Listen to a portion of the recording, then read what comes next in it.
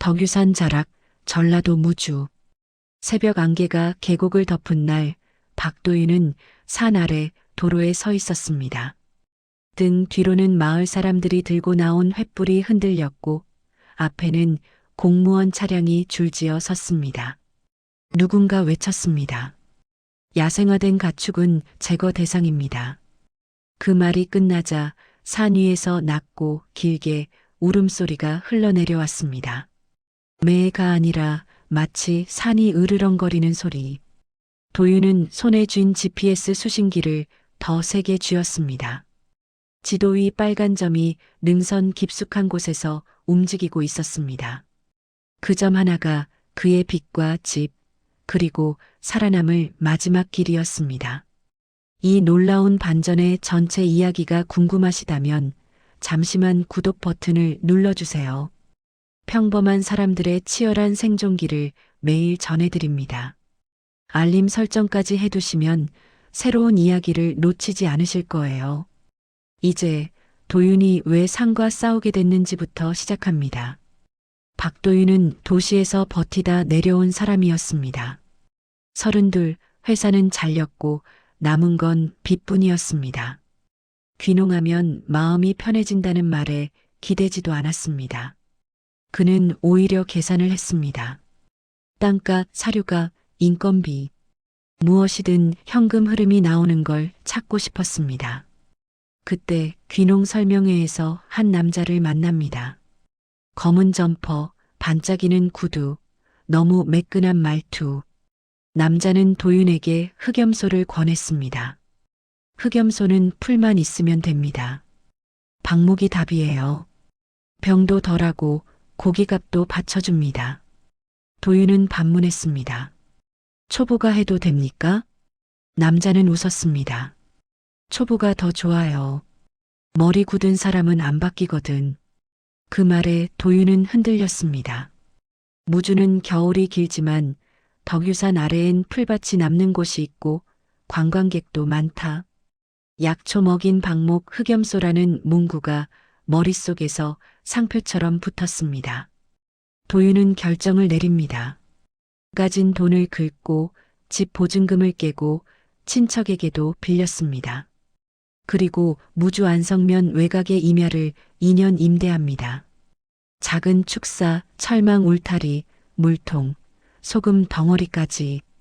흑염소 30마리가 트럭에서 내려오는 날 도윤은 이상하게도 안도했습니다. 이제야 뭔가 시작한다. 하지만 시작은 늘 끝을 데리고 옵니다. 계약서의 도장 잉크가 마르기도 전에 남자는 연락이 끊겼습니다. 번호는 없는 번호. 명함의 회사는 존재하지 않았습니다. 도윤은 그제야 알았습니다. 자신이 산 게 사업이 아니라 사기였다는 것을. 첫 달은 지옥이었습니다.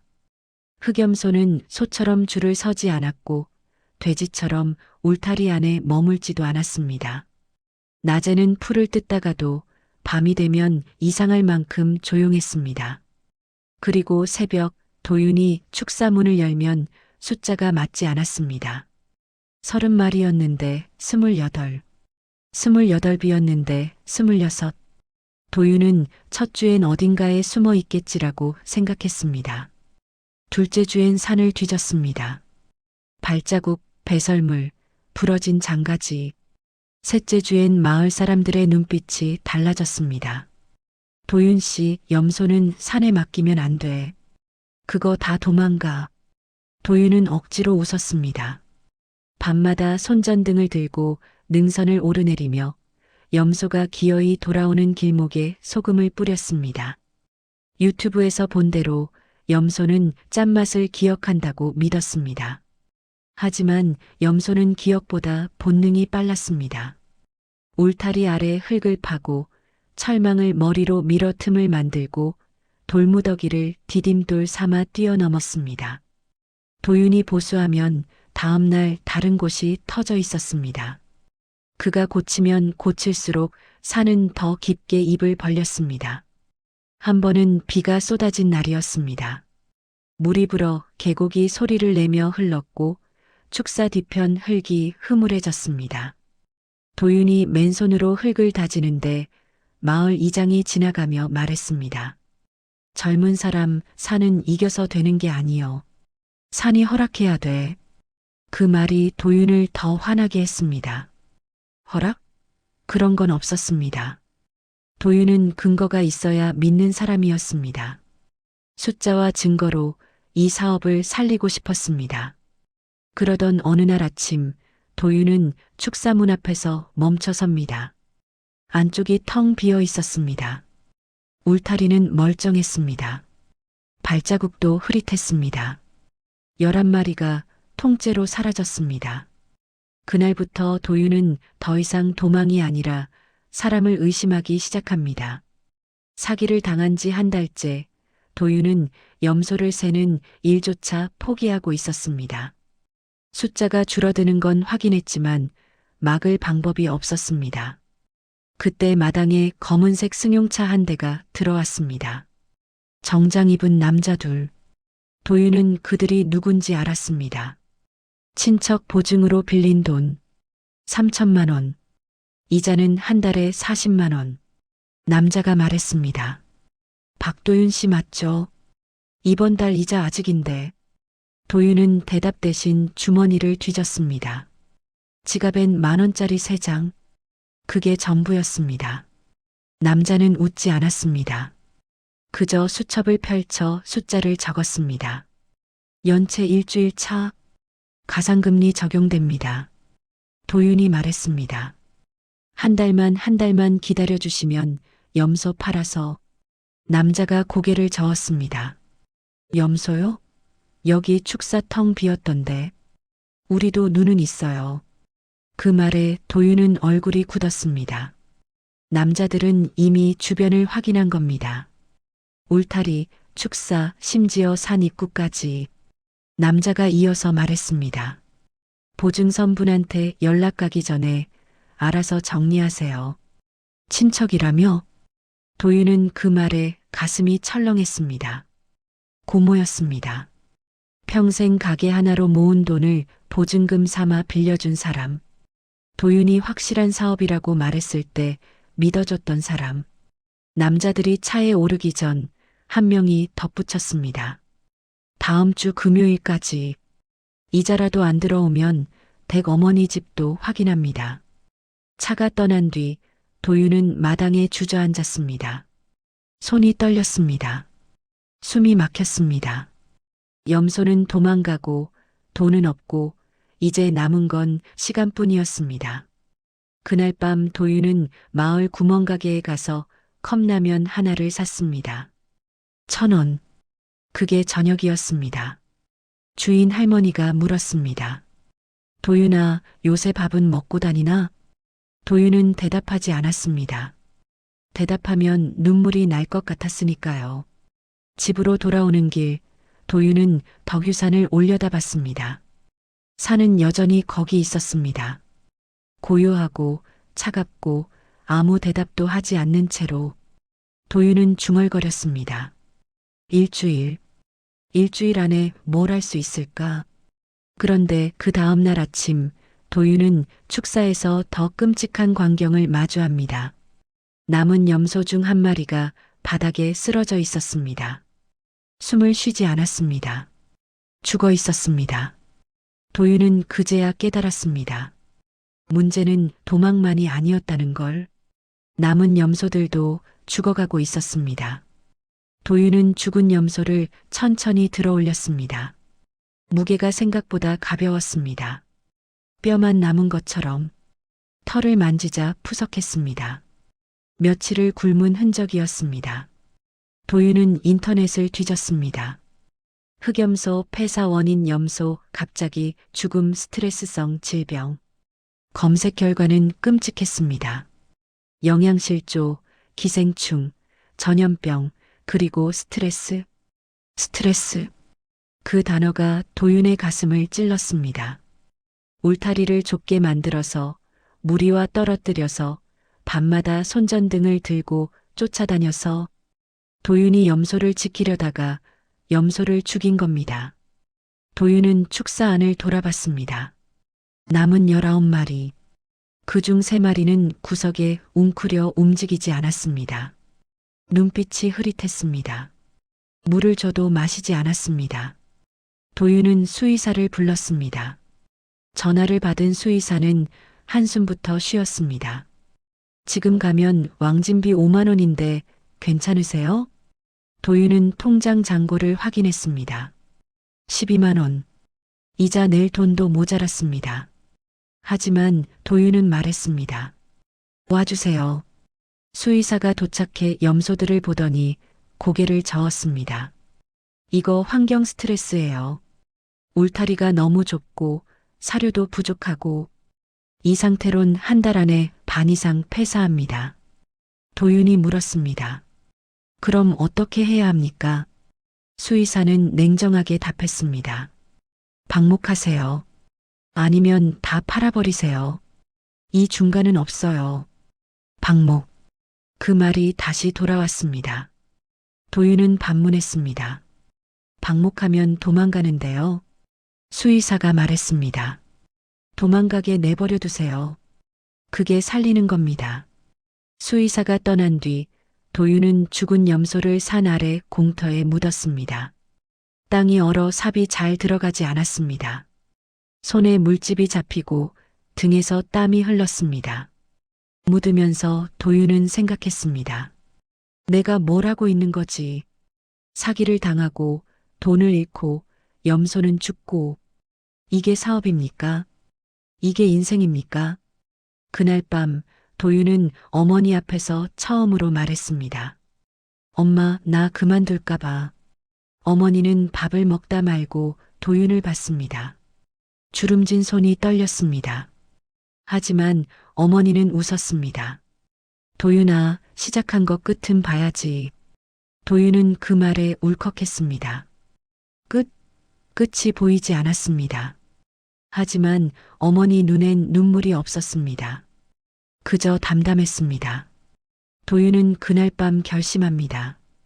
포기는 나중에 해도 됩니다. 지금은 남은 염소라도 살려야 합니다. 설령 그게 풀어주는 것이라 해도. 경찰은 산길을 한번 보고 고개를 저었습니다. 증거가 없어요.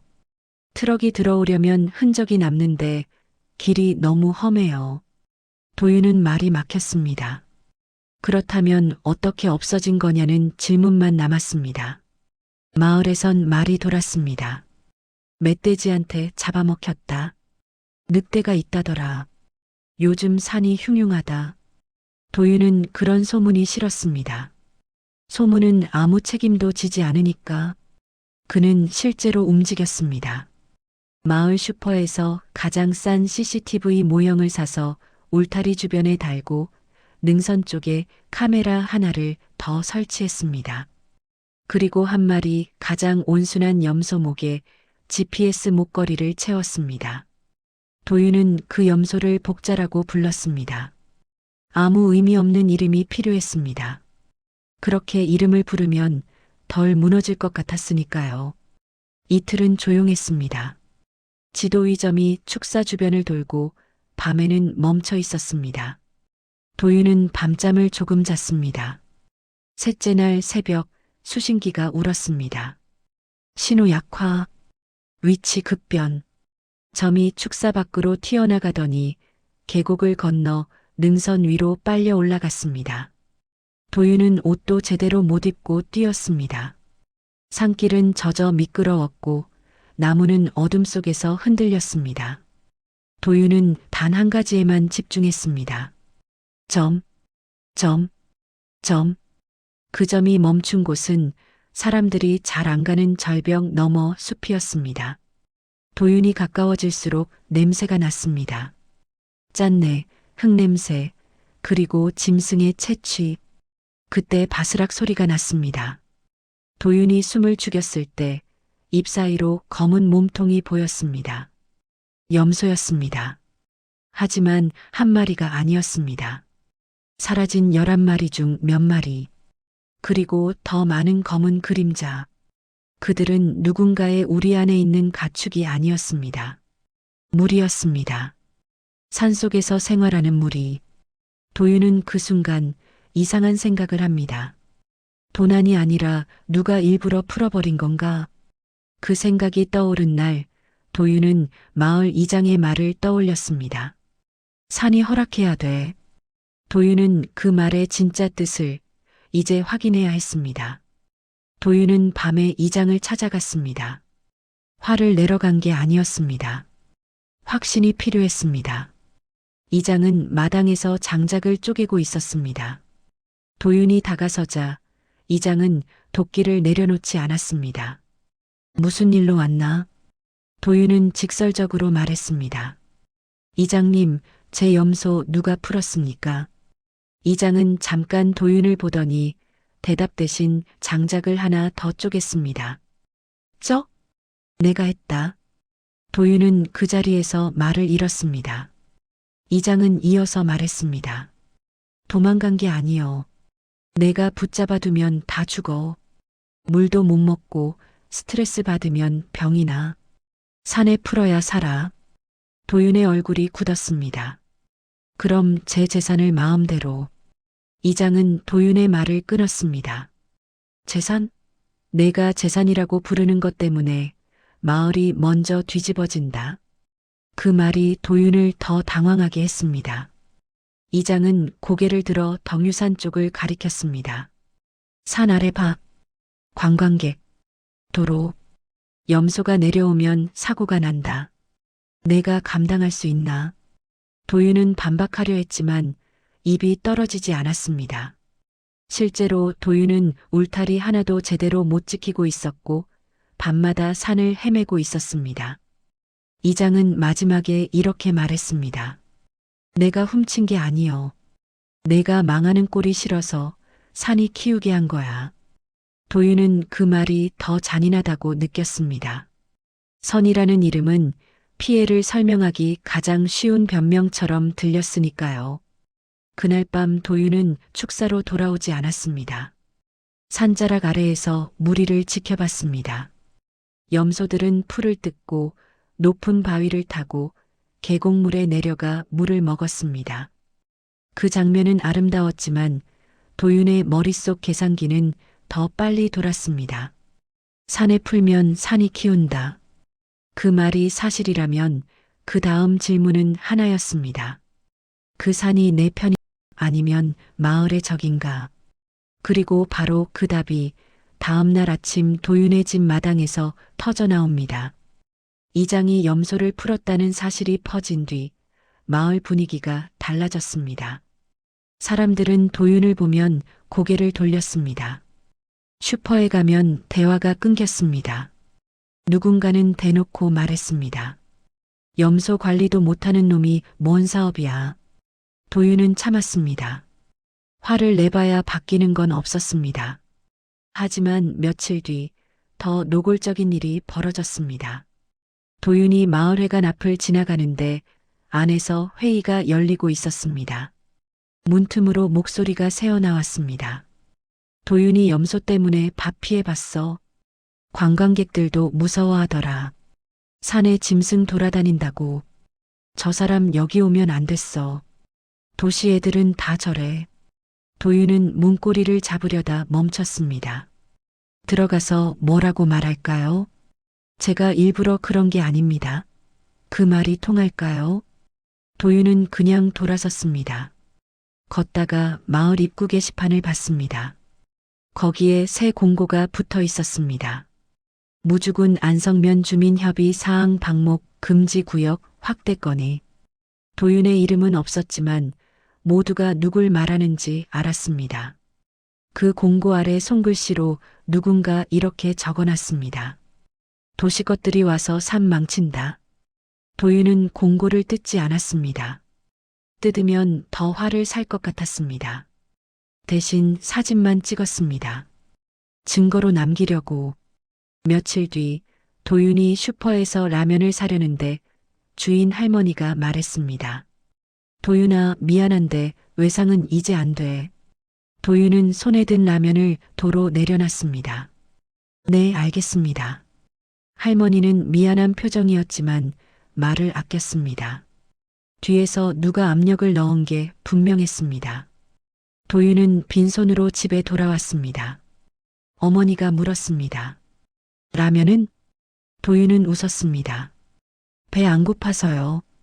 어머니는 아무 말도 하지 않았습니다.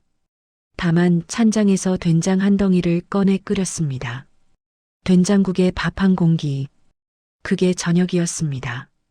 그날 밤 도윤은 마당에 앉아 하늘을 봤습니다. 별이 많았습니다. 덕유산 위로 은하수가 흘렀습니다. 도윤은 생각했습니다. 여기선 내가 이방인이다. 도시에서 내려왔다는 이유로, 사업에 실패했다는 이유로, 산을 제대로 관리 못한다는 이유로 도윤은 우리 편이 아니었습니다. 하지만 이상하게도 도윤은 화가 나지 않았습니다. 오히려 담담했습니다. 그럼 내가 증명하면 되지. 마을이 믿든 안 믿든 도윤은 이제 자기 방식대로 할 수밖에 없었습니다. 산도 사람도 아무도 도와주지 않는다면 도윤 혼자서라도 해야 했습니다. 어느 날 저녁 도윤이 산에서 내려왔을 때 집이 이상하게 조용했습니다. 불은 켜져 있는데 인기척이 없었습니다. 도윤은 방문을 열었습니다. 어머니가 방바닥에 앉아 있었습니다. 손에 든 건 낡은 통장. 도윤의 초등학교 이름이 적힌 20년 전 통장이었습니다. 도윤이 다가서자 어머니가 말했습니다. 도윤아, 이거 내 학비 모으려고 만든 거였는데 잔고는 800만 원. 어머니가 30년간 식당에서 설거지하며 모은 돈이었습니다. 도윤은 그 통장을 본 적이 없었습니다.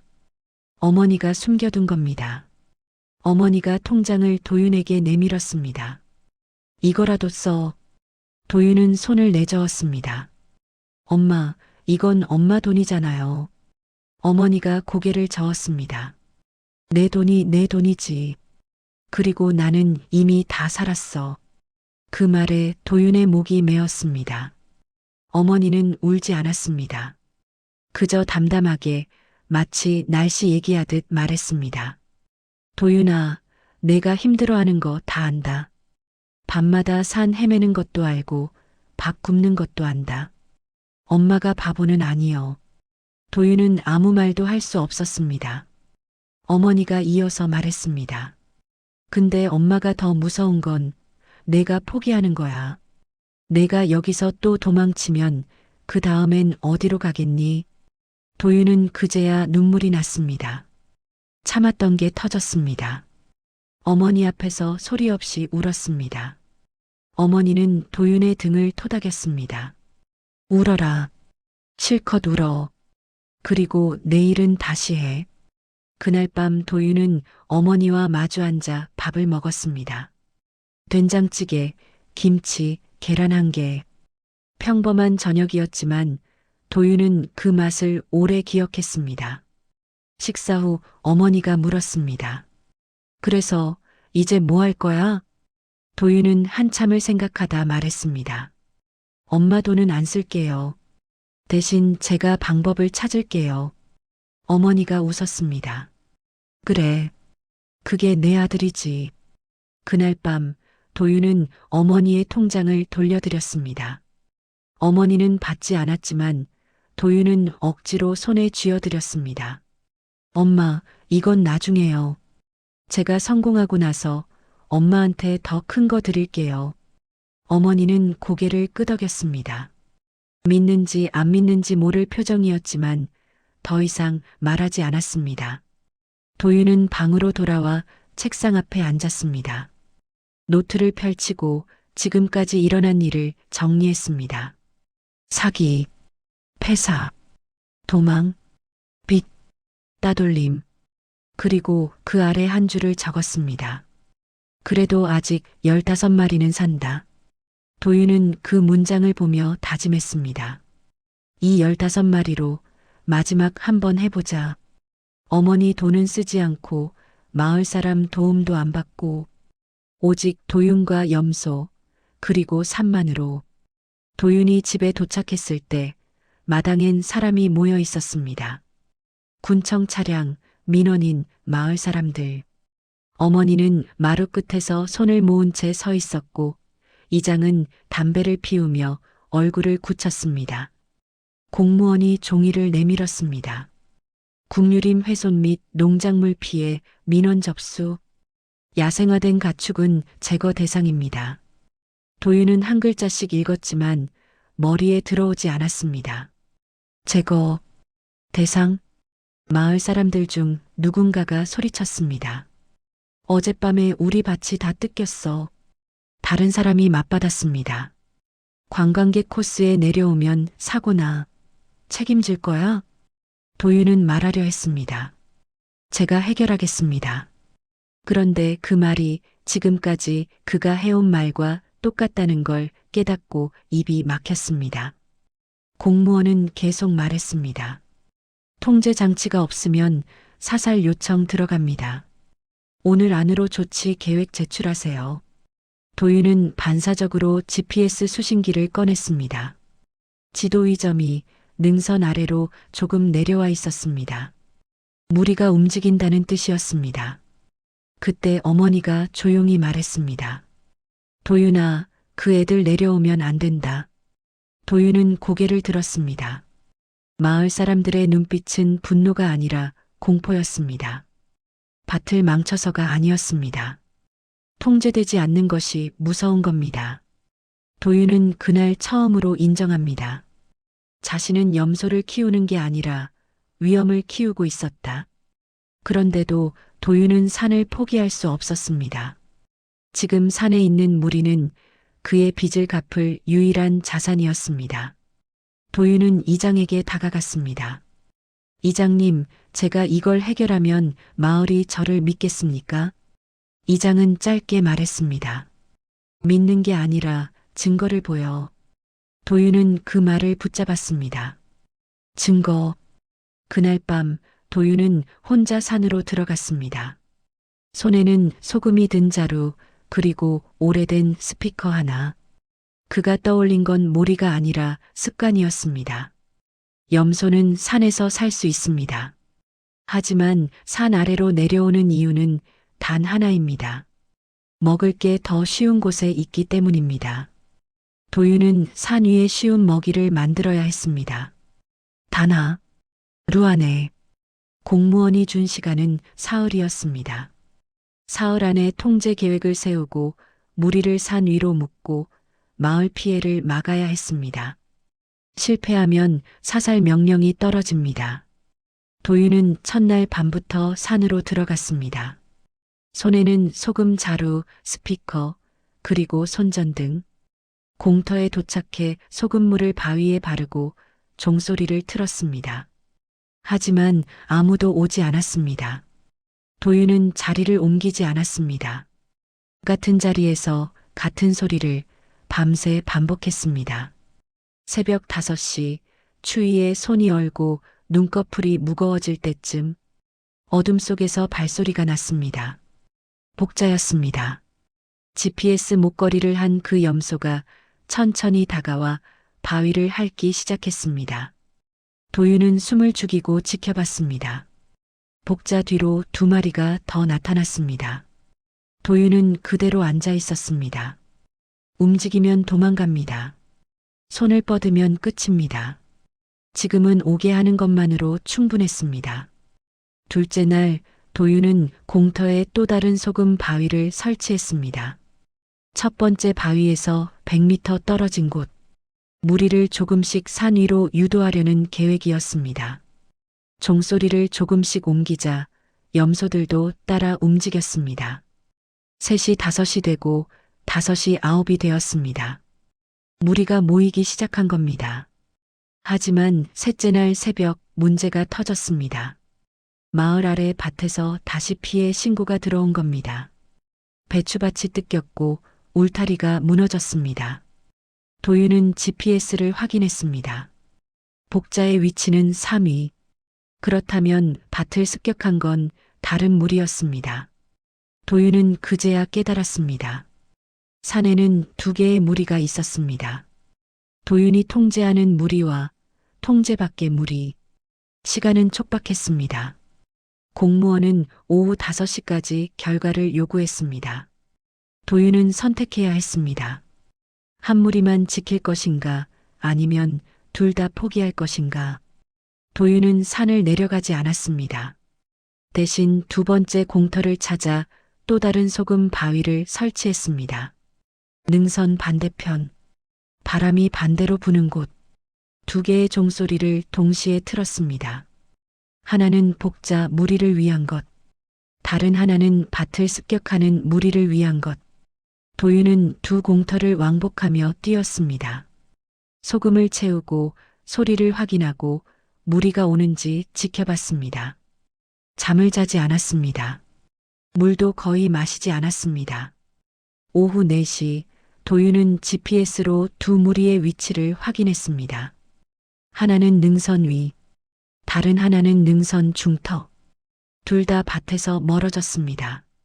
도윤은 비틀거리며 산을 내려왔습니다. 마을회관 앞에 공무원이 서 있었습니다. 도윤이 말했습니다. 확인하세요. 지금 무리는 산 위에 있습니다. 공무원이 쌍안경으로 산을 봤습니다. 그리고 고개를 끄덕였습니다. 일단 이틀만 더 지켜보겠습니다. 이틀.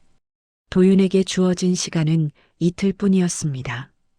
도윤은 계곡과 밭 사이 중간 지점, 사람이 거의 안 다니는 공터를 찾았습니다.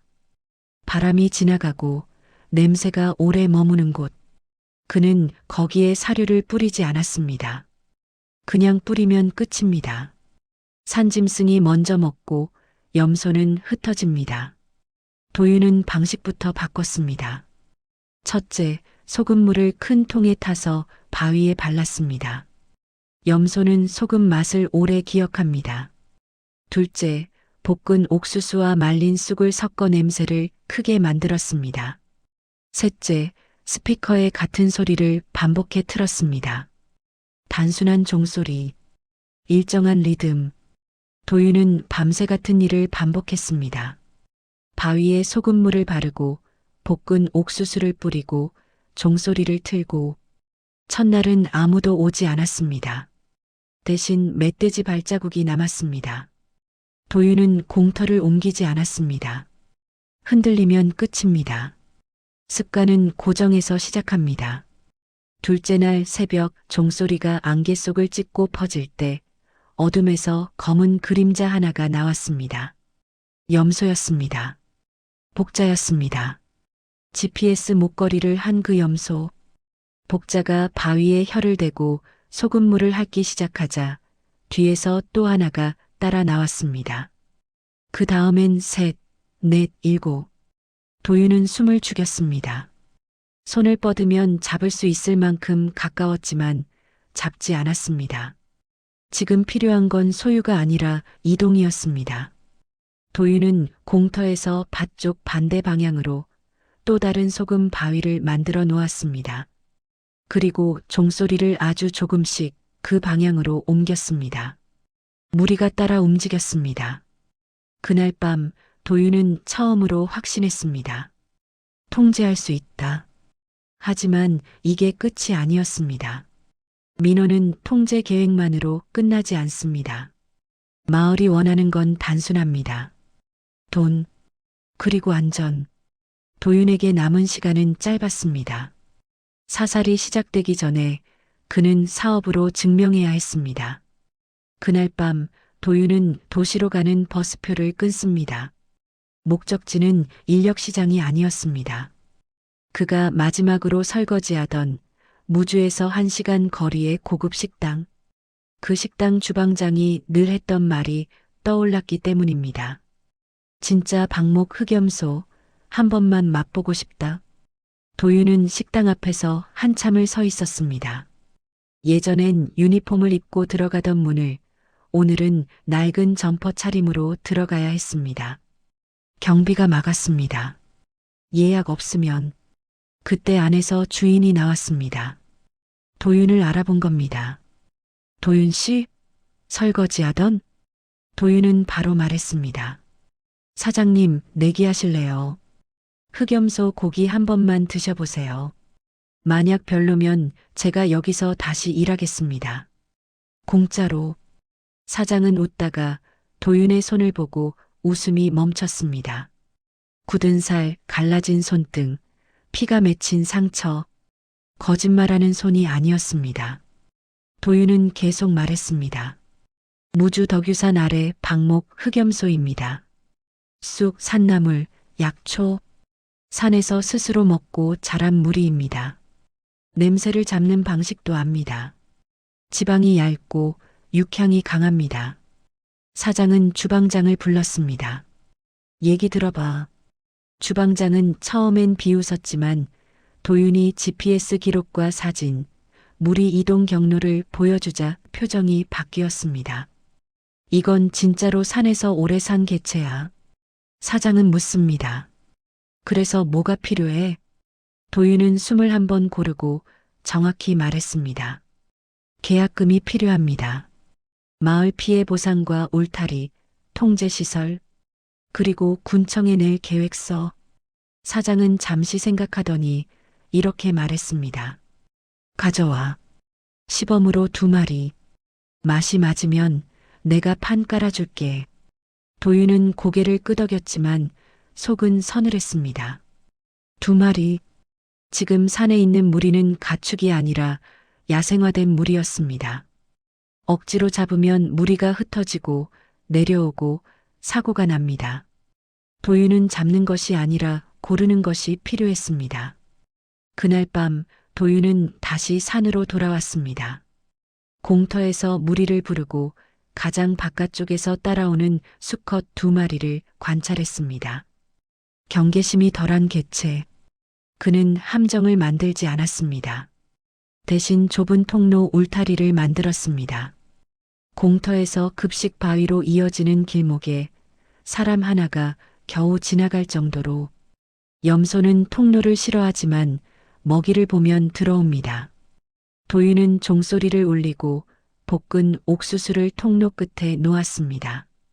1000마리가 들어왔고 2번째가 들어왔습니다. 도윤은 문을 닫지 않았습니다. 그냥 통로를 막아 되돌아가지 못하게 했습니다. 이 방식은 무리를 놀라게 하지 않습니다. 피가 나지 않고 비명이 없고 도주 본능을 자극하지 않습니다. 도윤은 그 2마리를 트럭에 태웠습니다. 그리고 해가 뜨기 전 다시 도시로 달렸습니다. 마을에 남겨둔 시간은 이제 하루가 채 안 남았습니다. 식당 사장과 계약을 맺고 돌아온 도윤은 희망을 품었습니다. 하지만 그 희망은 사흘 만에 무너졌습니다. 도윤이 산에서 내려온 날 축사 근처에 낯선 트럭이 서 있었습니다.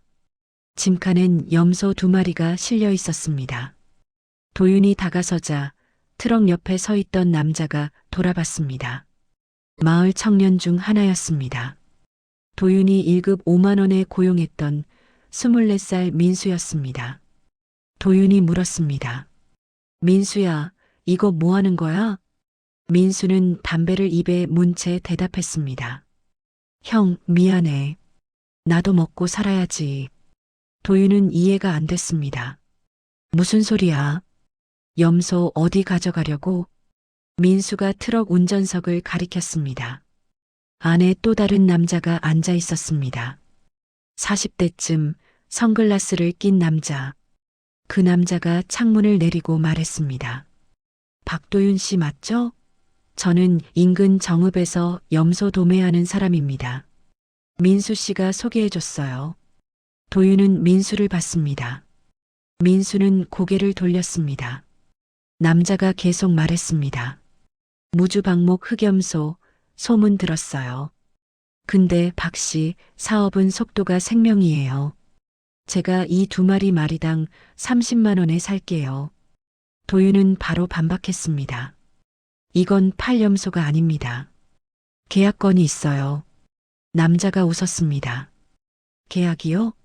그 식당이요? 거기 맛만 보고 끝이에요.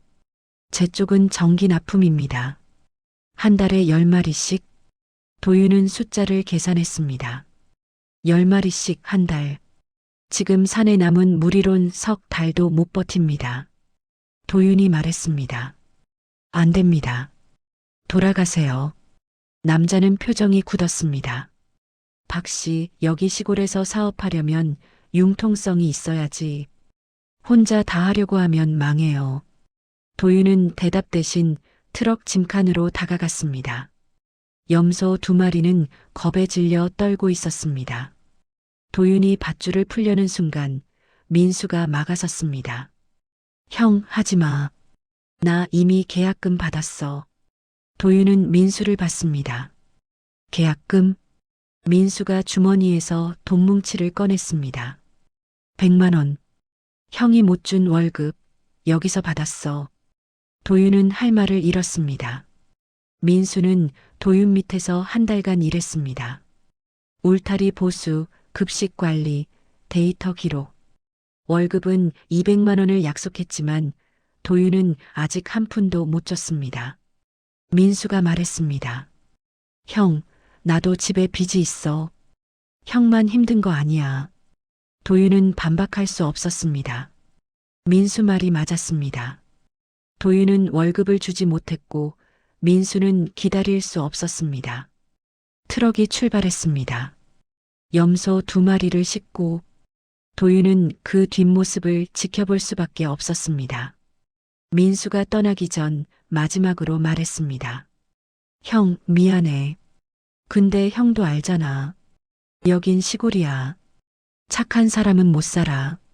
도윤은 대답하지 않았습니다. 민수는 그대로 걸어갔습니다. 도윤은 텅 빈 축사를 봤습니다.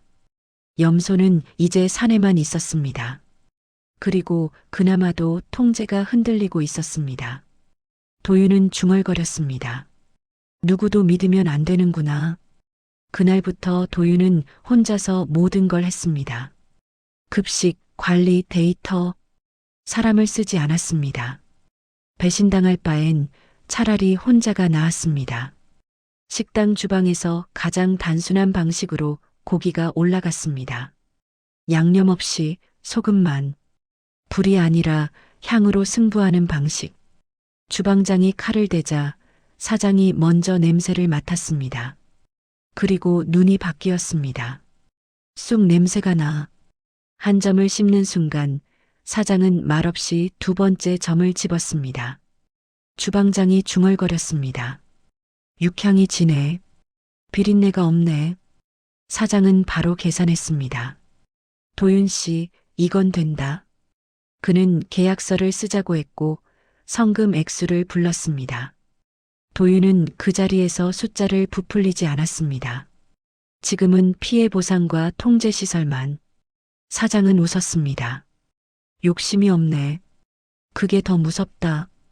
도윤은 돈을 받아 트럭에 올랐습니다. 그리고 마을로 돌아왔습니다.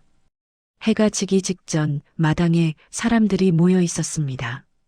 공무원도, 이장도, 몽둥이를 든 청년도 있었습니다. 이장이 말했습니다. 오늘 안으로 계획서와 보상, 못하면 재거 들어간다. 도윤은 대답 대신 봉투를 꺼냈습니다. 피해 보상액, 그리고 추가로 마을 공동기금. 사람들이 웅성거렸습니다. 도윤은 숨을 깊게 들이쉬고 종이를 꺼냈습니다. 통제 계획서입니다. 급식 공터를 산 중간 지점으로 고정하고 소금 바위와 음향 유인으로 무리 이동을 산 위로 묶습니다. GPS 목걸이로 이동 데이터 제출하고 울타리는 길목만 강화합니다. 산림 훼손 구역은 출입을 차단합니다. 공무원이 종이를 넘겼습니다. 이 정도면 시범은 가능하겠는데요. 마을 사람들의 눈빛이 조금 달라졌습니다. 분노가 줄고 계산이 들어오기 시작했습니다. 도윤은 마지막으로 선언했습니다. 제가 혼자 못합니다. 마을 청년 2분을 고용하겠습니다. 급식 관리, 울타리 점검, 데이터 기록. 월급은 도시 막노동 수준으로 맞추겠습니다. 그때 이장이 처음으로 고개를 끄덕였습니다. 말만 아니고 기록으로 하게. 도윤은 덕유산을 바라봤습니다. 산이 여전히 그 자리에 있었습니다. 허락을 받은 것 같진 않았습니다. 다만 도윤이 처음으로 산을 이기려 하지 않고 운영하려 한다는 걸 산이 지켜보는 것처럼 느껴졌습니다. 그날 밤 종소리가 다시 울렸습니다. 무리는 공터로 올라왔고 밭은 조용했습니다. 도윤은 말했다. 이건 기적이 아니라 통제다. 그리고 그 통제는 드디어 그의 인생을 다시 움직이기 시작했습니다. 도윤이 무주에 내려온 지 정확히 1100일째 되는 날, 덕유산 아래 작은 목장에 손님들이 찾아왔습니다. 서울에서 온 요리사, 부산에서 온 식당 주인, 그리고 지역 방송국 기자. 도윤은 그들을 공터로 안내했습니다. 산 중턱, 바람이 시원하게 부는 그곳에 흑염소 무리가 풀을 뜯고 있었습니다. 100마리, 2년 전 20도 안 남았던 무리가 이제 100으로 늘었습니다. 요리사가 물었습니다. 저 염소들 정말 산에서만 키운 겁니까? 도윤이 고개를 끄덕였습니다. 네. 사료는 겨울철 최소한만 줍니다. 나머지는 산이 키웁니다. 기자가 카메라를 들이대며 물었습니다. 산이 키운다는 게 무슨 뜻입니까? 도윤은 잠시 생각하다 대답했습니다. 제가 통제하는 게 아니라 산과 협력하는 겁니다. 염소가 어디로 가야 안전한지, 어디에 먹이가 있는지 산이 다 알려줍니다. 사람들은 고개를 끄덕였습니다. 그 말이 신기하게 들렸지만 눈앞의 무리가 증거였습니다. 식당 주인이 계약서를 꺼냈습니다. 한 달에 5마리씩 납품 가능합니까? 도윤은 고개를 저었습니다. 3마리까지만 가능합니다. 무리를 유지하려면 개체수를 지켜야 합니다. 주인이 놀랐습니다. 장사가 안 되겠네요? 도윤이 웃었습니다. 천천히 하려고요. 빨리 크면 무너지는 것도 빠릅니다. 그 말에 사람들이 웃었습니다. 1년 전 도윤은 욕심이 많았습니다.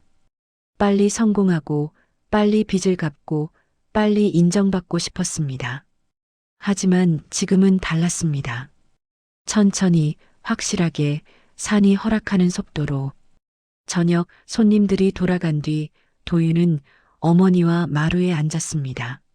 어머니가 물었습니다. 손님들 많이 왔네? 도윤이 대답했습니다. 네. 계약 3건 더 잡았어요. 어머니가 웃었습니다. 그래. 어머니는 도윤의 손을 잡았습니다. 도윤아, 고생 많았다. 도윤은 어머니 손을 꽉 쥐었습니다. 굳은 살이 박힌 그 손이 이제 더 따뜻하게 느껴졌습니다. 그날 밤 도윤은 산을 올라갔습니다. 공터에서 복자를 불렀습니다. 종소리를 울리자 복자가 어둠 속에서 나타났습니다. 이제 복자는 무리의 리더였습니다. 가장 먼저 움직이고 가장 조심스럽고 가장 오래 살아남은 염소. 도윤은 복자 목을 쓰다듬었습니다. 너 덕분에 살았다. 복자는 도윤을 잠깐 보더니 다시 풀을 뜯었습니다. 관심 없다는 듯이. 도윤은 웃었습니다. 그리고 하늘을 올려다봤습니다. 별이 쏟아질 듯 많았습니다. 덕유산 위로 은하수가 흘렀습니다. 도윤은 중얼거렸습니다. 산은 이기는 게 아니라 함께 사는 거였구나. 그 말은 이장이 1년 전에 했던 말이었습니다. 당시엔 이해 못했지만 이제는 알았습니다. 산은 적이 아니었습니다. 도구도 아니었습니다. 그저 함께 사는 이웃이었습니다. 도윤은 산을 내려왔습니다. 집 불빛이 보였습니다. 어머니가 기다리고 있었습니다. 도윤은 걸으며 생각했습니다. 1년 전 내가 여기 온 건 실수가 아니었어. 사기를 당하고 빚에 쫓기고 염소는 죽고 사람은 배신하고 모든 게 지옥이었습니다. 하지만 도윤은 이제 알았습니다. 지옥 끝에서 진짜가 시작된다는 걸. 그리고 그 진짜는 천천히 가는 것이라는 걸. 도윤은 집 문을 열었습니다. 따뜻한 불빛이 그를 맞이했습니다. 엄마, 다녀왔습니다. 그래, 들어와. 밥 먹자. 평범한 대화, 평범한 저녁. 하지만 도윤에게 그게 전부였습니다.